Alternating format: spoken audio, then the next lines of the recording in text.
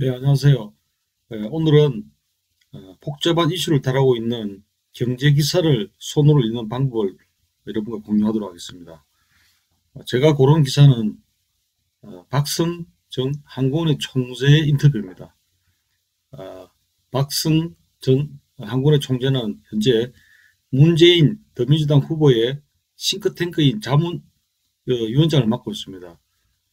그래서 문 후보의 경제 정책의 전체 큰 프레임을 짜는 데서 큰 역할을 하고 있습니다. 박 전 총재의 인터뷰 내용이 문 후보가 당선될 경우에 한국 경제 정책의 핵심 어, 역할을 할 가능성이 높습니다. 그래서 이 기사를 읽었습니다. 그 다음에 박 총재의 그 인터뷰에 대해서 이창양 카이스트 교수가 일종의 반론 성격으로 블로그에 올라온 글을 또 손으로 이렇게 읽었습니다. 이 두 글을 손으로 읽음으로써 올해 대선에서 경제 정책을 놓고 어떤 이슈들이 중요한가, 또 어떤 이슈들을 놓고 어떤 시각이 대립될 것인가를 한번 살펴보았습니다.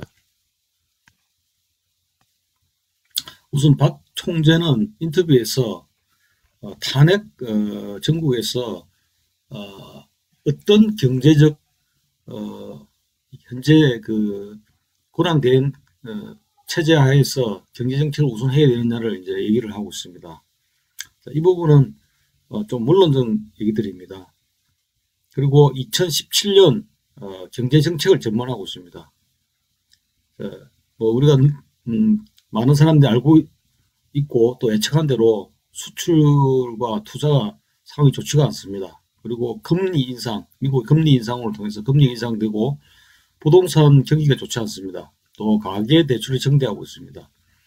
또 미국, 중국, 유럽 보호무역주의가 또 고개를 들고 있습니다. 또 대선이 있기 때문에 전체적으로 대침체 가능성이 있다고 박 총재가 예측하고 있습니다.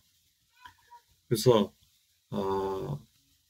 이 무역 탄력성이 줄어들고 달러 강세로 인해서 이 수출의 중심의 정책이 효과가 미미할 것이다. 그래서 수출 주도형 산업 구조를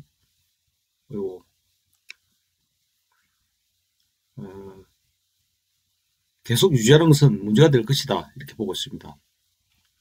그래서 박 총재가 제시하고 있는 것은 소비 주도 성장 정책을 제안하고 있습니다. 자, 소비 주도 성장 정책, 이게 문 후보의 굉장히 중요한 정책적 프레임이 될 것 같습니다. 민간 소비를 촉진하는 게 답이라는 거죠. 그래서 소비가 주도하는 성장 정책으로 바꿔야 된다는 겁니다. 수출이 주도하는 성장 정책이 아니라, 자, 그렇게 하면 어떻게 되느냐? 임금을 인상해라. 배당금 확대해라. 법인세를 올려라. 이렇게 구체적으로 제안하고 있습니다. 그리고 이제 경제 민주화에 대해서도 박 총재는 견해를 받고 있습니다.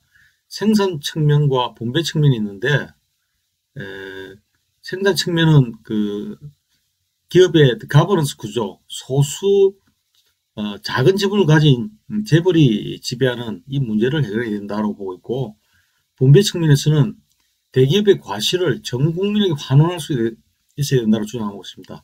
이 부분이 상당히 지금 민주당이 만약에 문 후보가 민주당 후보가 됐을 경우에 중요한 대선 경제 전략의 핵심이 될 것 같습니다.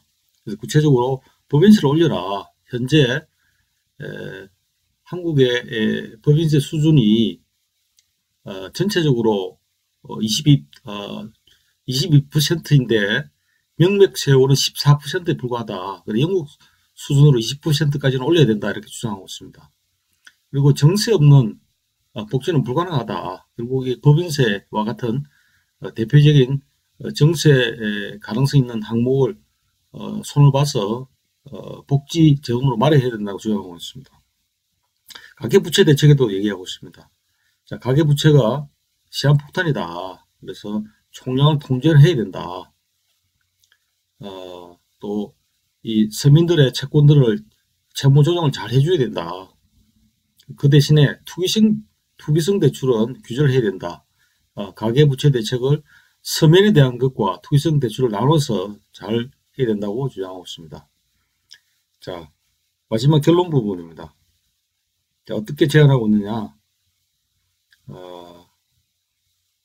결국 문재인 싱크탱크 자문위원장을 수락한 얘기를 하고 있습니다. 정권 교체 찬성한다. 그리고 이 부분도 좀 명확하지 않네요. 그죠?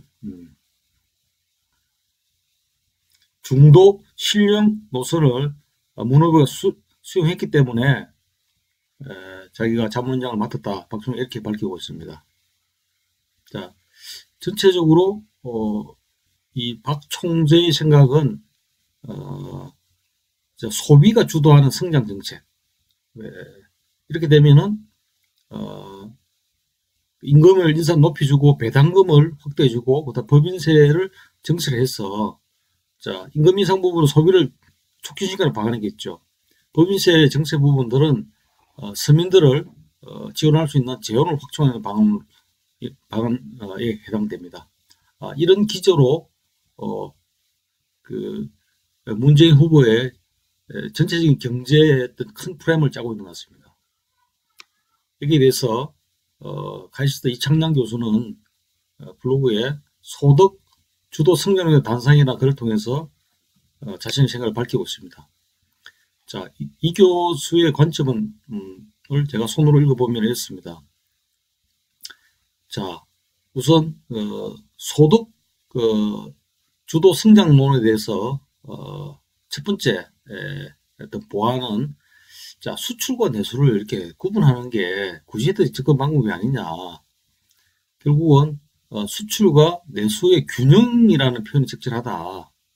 자, 한국같이 내수 시장이 작은 시장에서는 수출 중점을 둘 수밖에 없다. 그래서 수출에 번 돈을 내수에 사용하기도 하지만은 에너지 수입에도 사용해야 된다. 그래서 이분법적인 방법은 고시대적인 발상이다. 이렇게 주장하고 있습니다. 두 번째 보완책으로 자, 이 배당금이나 임금 인상은 정부의 강제하기가 어렵다는 거죠. 시장에 자율적으로 결정해야 되는 문제이기 때문에 자, 법인세 인상이라는 것도 경제가 좀 좋을 때, 업턴할 때 사용해야지 잘못 사용하면은 역효과 부작용을 난다는 겁니다. 자, 그래서 뭐 임금 상승도 사실은 기업들한테 부담을 주게 되고 해외 이전을 생산 시설이나 법인을 해외 이전을 고려할 수밖에 없다는 거죠. 그리고 배당금 인상 문제도 결국은 외국 주주들의 지분이 높은 한국의 전체적인 주식 상황 속에서 외국 주주들만 혜택 받을 가능성이 높다고 생각하고 있습니다. 자, 법인세 문제에서도 이렇게 반박하고 있습니다. 자, 법인세를 경감해 줌으로써 투자를 촉진하고자 했지만은 실제 투자가 일어나지 않는다는 거죠. 저는 법인세를 경감해줘도 투자가 일어나는 건 사실인데 실제 내용을 보면은 기술 혁신 역량이 부족해서 투자를 찾지 못한 것이지 이 법인세 자체의 문제가 아니라는 겁니다. 그래서 이 반대로 법인세를 인상하자는 얘기는 이 상대적 개념이 아니라는 겁니다. 경감과 인상이라는 것은 결국 법인세 인상은 기업에 부담을 주게 되고 해외 이전의 유혹을 느끼게 된다는 겁니다. 그러니까 대안이 뭐냐? 자, 명목 상의 그 법인세 세율을 높이는 건 좋다는 거죠. 그렇지만은 R&D에 대해서 과감하게 세제 혜택을 줘서 실제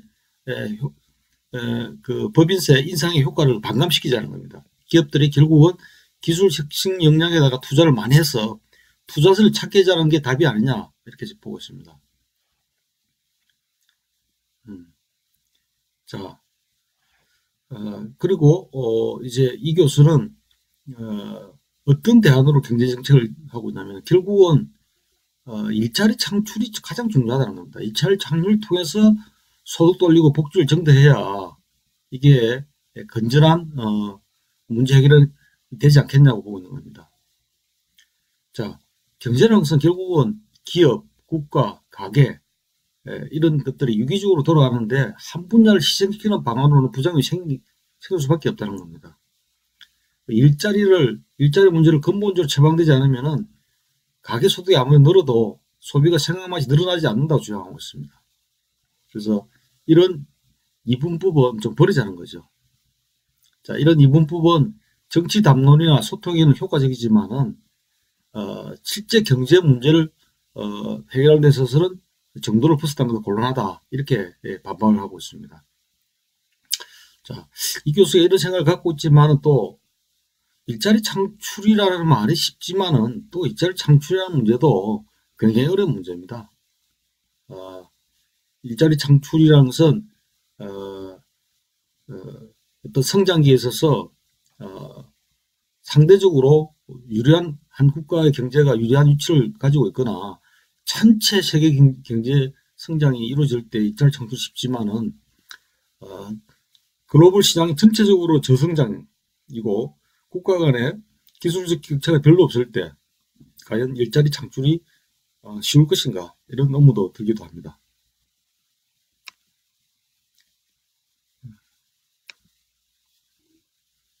자, 이상 제가 화면 한번 띄워보겠습니다. 예, 경제 기사를 손으로 읽는 방법을 여러분과 공유하겠습니다. 경제 기사는 사실 눈으로 읽을 경우에는 내가 딴 생각을 하기 때문에 실제 내용을 정확하게 파악하기 어렵습니다. 그리고 1년 동안에 이해다 하더라도 다 읽고 난 다음에 얼마 지나지 않아서 내 지식이 달라붙지 못하고 장기 기억에 저장되지 못하고 휘발유처럼 이렇게 기화돼서 날아가 버리면 결국 뇌에 남아있지 않습니다. 자, 이런 복잡한 이슈고 추상적 개념을 다루는 경제기사일수록 손으로 읽을 여러분들에게 권유드립니다.